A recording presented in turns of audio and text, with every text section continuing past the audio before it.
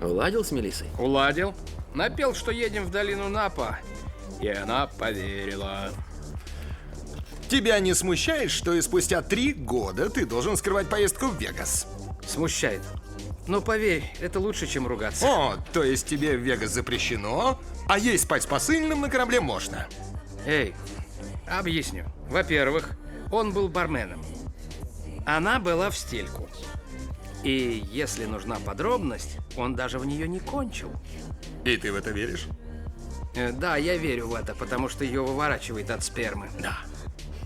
С вас 42,50. 42,50 заплатишь?